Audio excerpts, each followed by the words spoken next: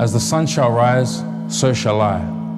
Eyes open from pitch black to color screen, scanning, no danger detected, only the objects in the room that I've selected. Trying to motivate myself to get up, but old decisions are telling me to lie back down, saying what is the point? Pointless, but I've got to push past this virus in my mind, PTSD, failure to recover from these past miseries. It's killing me spiritually, physically, mentally, even financially, like coronavirus. My heart breaks with the many deaths I hear. Social media got us with social distance. Knowing Jesus, I feel that, but I also feel distant. May I forget this COVID-19 because I've been covered by He who sets us free. Though sometimes I could be so focused on goal setting, but forgetting the purpose. Or better yet, forget that I have a purpose. Now God's voice is speaking to me louder than the noise of my thoughts. He said, begin again. Self-doubt creeps in. But what if I can't speak? He replied, begin again. But what if I don't have the energy or motivation to move? A third time he replied, begin again. I try and tell him like Moses, with a multitude of excuses, I cannot. Once more, he replied, begin again. But this time, do act and step with me.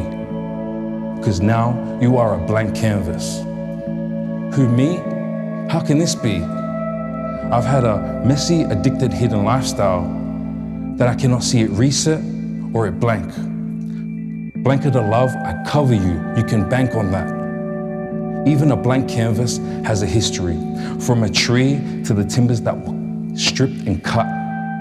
Cut material that was stretched to the point that there is no wrinkles or blemishes. Stapled down, piercing canvas to the timber frame. So much involved that it evolved, like a caterpillar to a butterfly. Beginning of a beautiful masterpiece. Piece by piece, He created me. Every hair on my head, He knows me. Painting me a picture, or painting me as a picture, just like Jesus, whose arms were stretched onto the cross, feet crossed, piercing feet and hands. One cross, 3 nails equaled death. Though one Jesus, 3 days equaled life. Life called resurrection. He, without blemish, the perfect sacrifice, did it for you and I. So He says, will you begin again?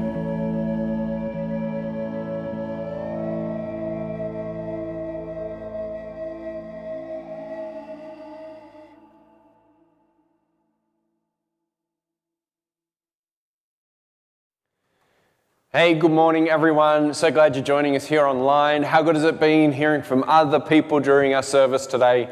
We hope you've been encouraged. We hope you're having a great time. Why don't we just take a moment right now just to pray? I'd just like to pray right now. God, we thank you so much that you are a good God.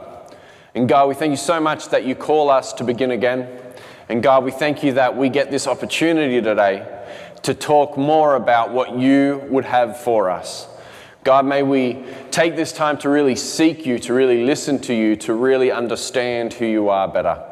And for it, Lord, to actually transform us from the inside out so that we would be the very things that you call us to be. Amen. I love this series Begin Again, not Better Together. Begin Again.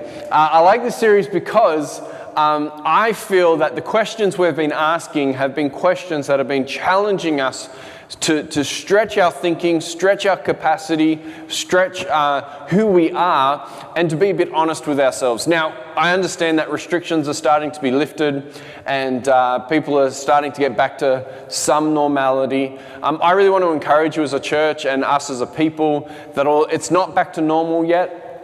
Let's still adhere to things that need to be adhered to within our communities. Let's keep each other safe and look after each other. And we've still got a few more weeks, I'm sure, before New Heart could meet down here together and for us all to be together again. So this is our new normal for a little while longer, but I assure you that God is still doing some amazing things. Next week, we actually wrap up this series, Begin Again.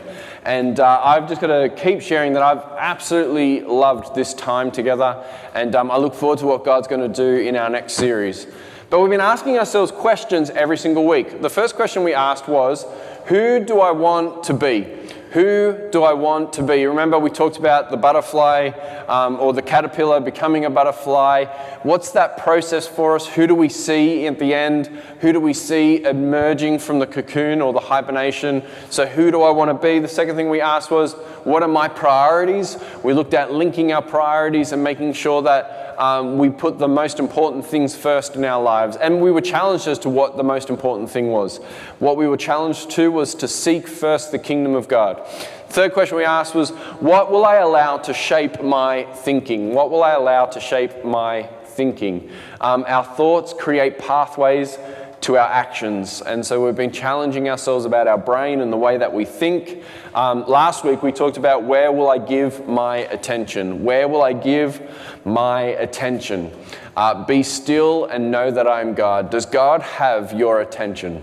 Does God have your attention even just for a little while? Does God have the ability to let you know that He is God?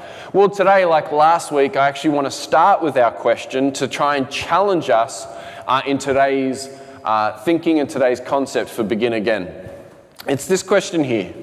What will I leave behind?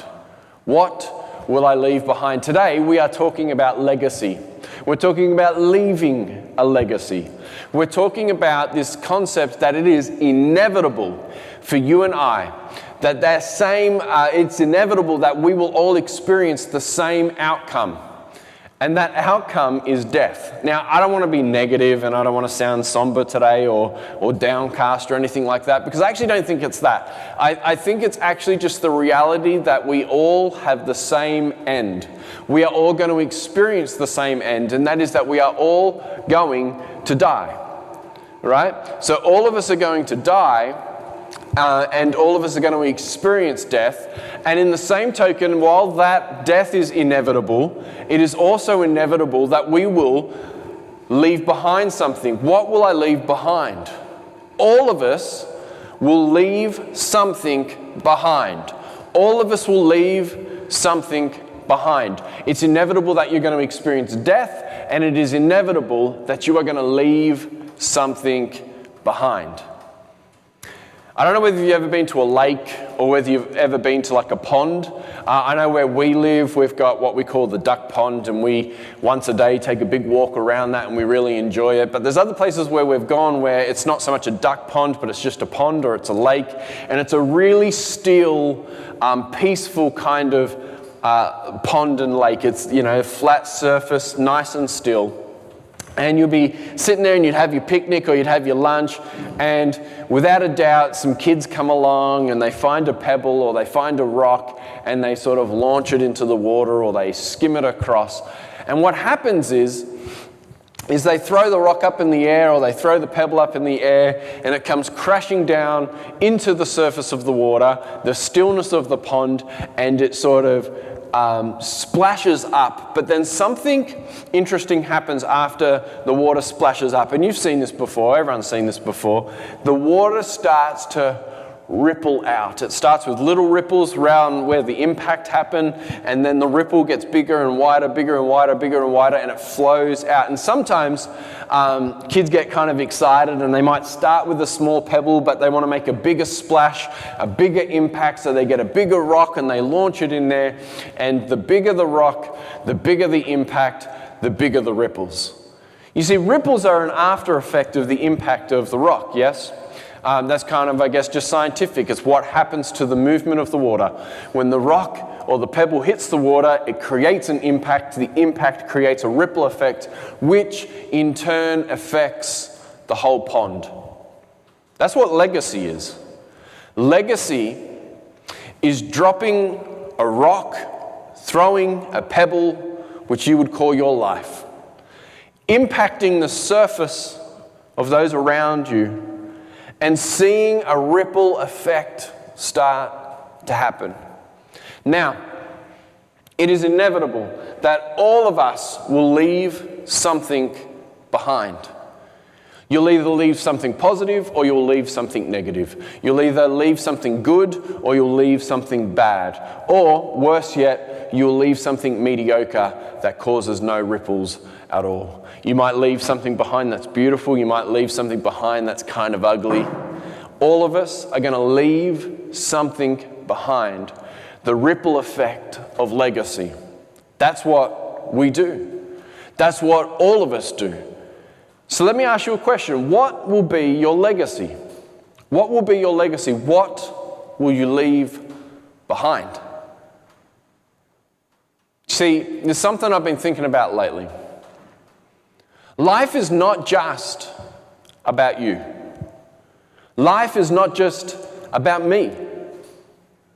Life is not just about your wants, your desires. Life is not just about your happiness and your joy.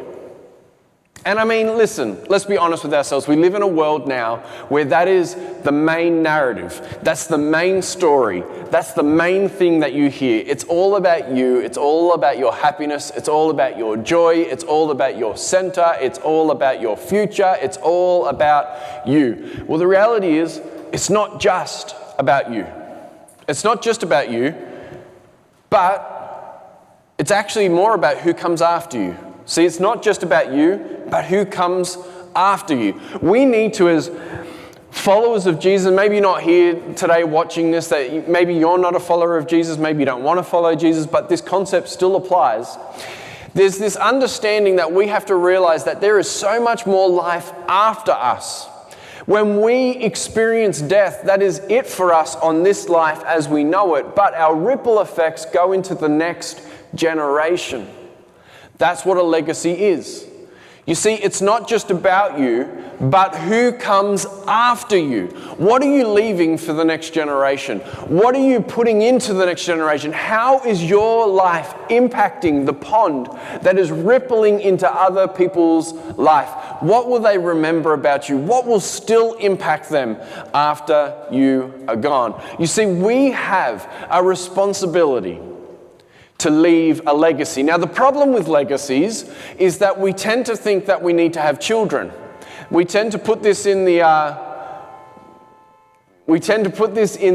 category of, what will I leave in an inheritance to my children? And so many of us that maybe haven't got children or we haven't got children yet, we may struggle to connect the dots with legacy. But I got to tell you right now, wherever you have influence, whether it's at your workplace, whether it's with your siblings, whether it's with your spouse, whether it's with your cousins, whether it's with your church, those that you lead, you are going to leave a legacy somewhere. People will remember you. We have a responsibility to impact and ripple our nation.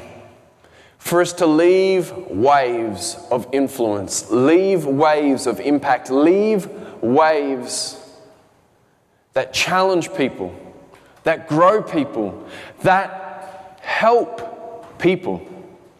What will be your legacy? You see, I've got children, and what I've realized about my own children, and what I've realized not only about my own children, but what I've realized about within my work, within my church, within those that I lead, that I have a responsibility to make it easier for them into the future, to make things easier. In fact, the way I've sort of thought about it is like this. May the ceiling of our generation be the foundation for the next generation.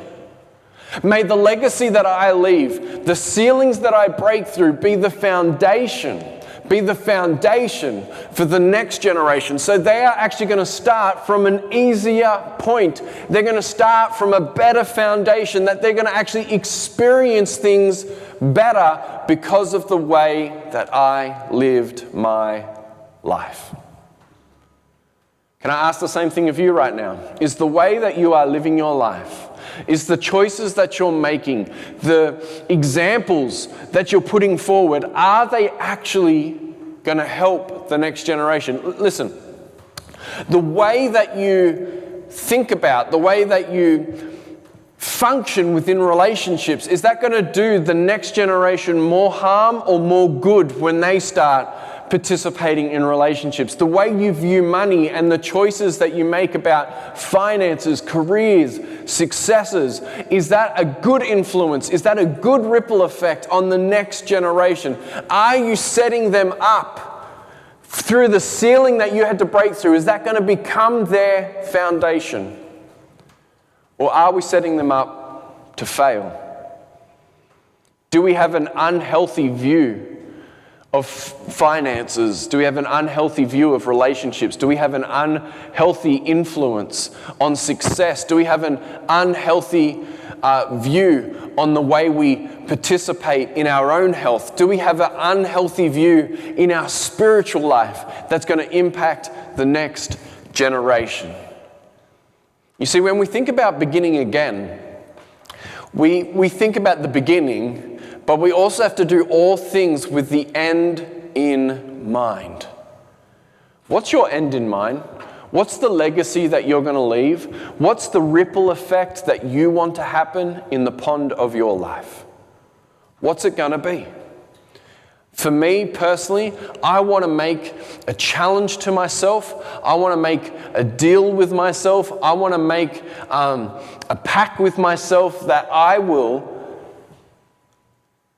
build a life where my ceiling is the next generation's foundation. The things that I found hard, the things that I found challenging, the things that I had to learn and build upon, the things that I learned about God, the things I learned about relationships, the things I learned about finances and careers, the things that I learned about health and my mental health, the choices that I make, the things that I had to work hard and break through, I'm going to propel the next generation to build upon that as their foundation. Leaving a legacy. Leaving a legacy. I wonder whether you think about this the way that I think about this, and sometimes I just get overwhelmed. Sometimes I just get challenged. Sometimes I just feel like it's all packing in on me. And so we've got to ask ourselves the real simple question, well, how do I start living a life of legacy? How do I start living with the end in mind? And I actually want to give you two things this morning, just two things that are pretty practical and pretty helpful. The first is this. I believe, and this is just me personally, that if you want to make a big impact, if you want to have that like big rock, big pebble, that big splash, the big impact to cause big ripples, here's what I believe that you have to do. I believe that you have to believe and trust in something bigger than yourself. I honestly believe this. I believe that you have to believe in something bigger than yourself. Now, if you're watching this today and you don't sort of follow Jesus, or you don't you have no interest in the Bible, you don't really want to get to know God, you might struggle to agree with me on this topic, and that's fine. I'm so glad you're here. I'm so glad you're engaging with us. But I can't help but to be convinced that it's the belief in something bigger than me, a purpose bigger than me, that is going to cause me to live a life bigger than I could ever live on my own. That's going to cause me to leave a legacy bigger than I could ever have imagined myself. And it all comes from trusting something bigger. Trusting something bigger. You've heard it before. You'll hear it like in the gym, or you hear it in sports things where they say, trust the process. Trust the process. In fact, we could walk into a gym when they're open and all those kinds of things, and we could actually sit back and we could just observe people in the gym. And we could, by sitting back and working out and watching people work out, we could actually see those that are trusting in a bigger plan, right? Who have a plan, who have a program to follow, and those that are just sort of sporadically walking around, lifting weights, dropping weights, seeing what they can do, seeing what feels good. Because to have a plan, to have a program, to have a process means that you don't do things by feeling, you do things because you know they're going to lead you to something better and bigger. We have this ability to trust something bigger than ourselves. In fact, I want to show you my wife's favorite verse today. And it's actually become one of my favorite verses too. In fact, this verse is in front of me every single day, deliberately. It says this: trust in the Lord with all your heart And lean not on your own understanding. In all your ways submit to him, and he will make your path or paths straight. You want to leave a legacy? You want to live a life with the end in mind? Here's what I want to tell you. Stop trying to live your life with you being the dictator. Stop trying to live your life with you being the navigator. Stop trying to live your life with you being the ultimate rule and the exception to all other rules. Start to live your life trusting God. Trusting with all your heart. Knowing that he understands things better. Trusting that his paths are better and he will make your paths straighter.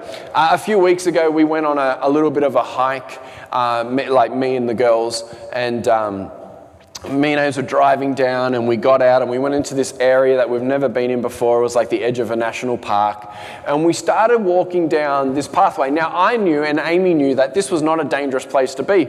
We were following a path, we had a path, we knew where we were going, but some of our girls just got a little bit nervous, as children do from time to time, and they were looking around, and all they could see was this bushland around them. And I remember one of my girls said to me, "Dad, however are we going to find the car? How are we ever going to get back to the car? I'm so scared we're going to lose the car and we're not going to be able to get home." And I remember hearing the fear, and I was trying to work out how to kind of calm them down a little bit. And then all of a sudden, I remembered that on my phone I had a compass.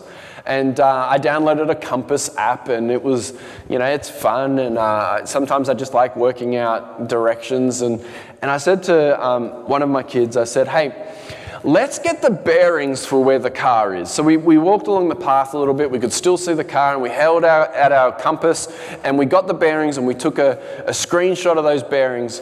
And I said to her, really simplistic, I said, "Hey, the beauty of this is that now, no matter where we are in the bush, we can actually put that bearings back on the compass, and we can just follow that home.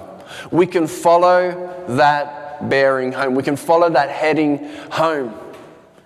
I got to ask you a question. What is the bearing in your life? What is your true north? What is it that is guiding you to better understanding and to straighter paths? It would be my humble suggestion that we are not capable of deciding this ourselves.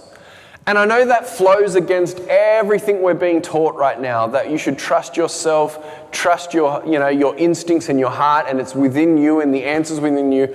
I would have to say that we are not really capable of doing this. I would have to say that most times we fall into selfishness. What brings my happiness? What brings my joy? What brings my future? What makes it better for me?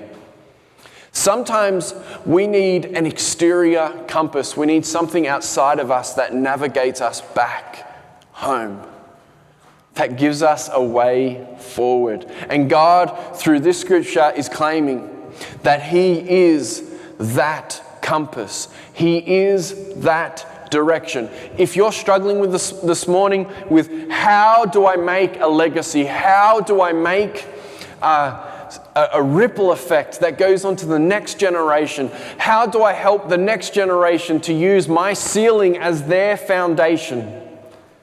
Well, I want to tell you, trust the Lord your God with all your heart. Trust.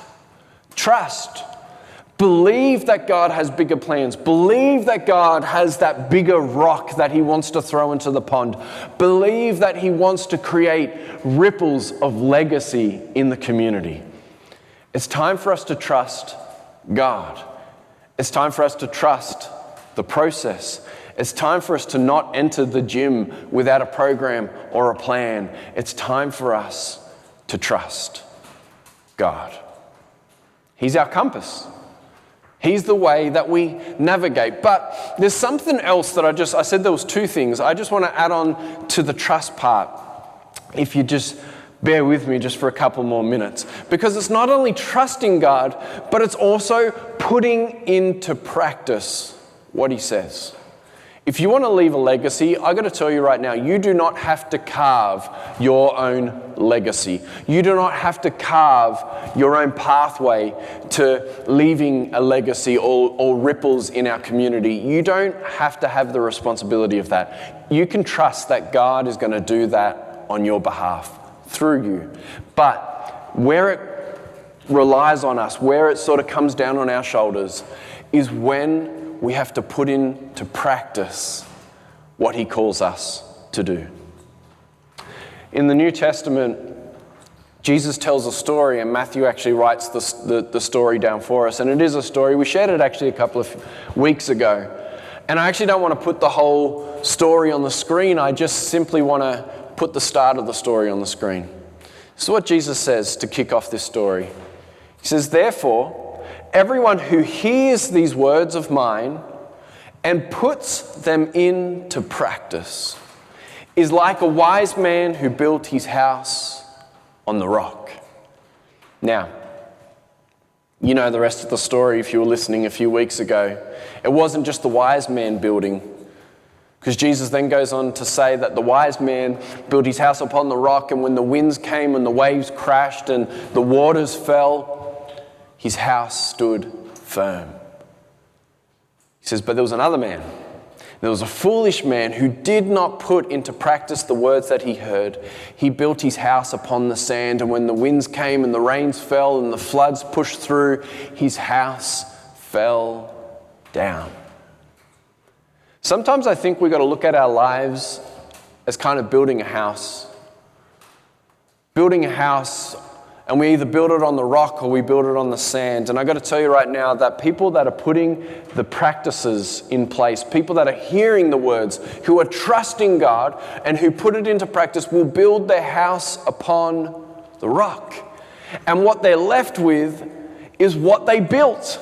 And what they built influences the next generation. It influences your children. It influences your siblings. It influences your spouses. It influences those that you lead at church. It influences those that you lead at work. From this point on, you start living a life of legacy, not living a life that will quickly be forgotten. Those ripples will be big and they will flow out wide. All because you trusted in something bigger than yourself. And not only did you trust, but when you heard, you put into practice what you heard, and you saw that God never let you down.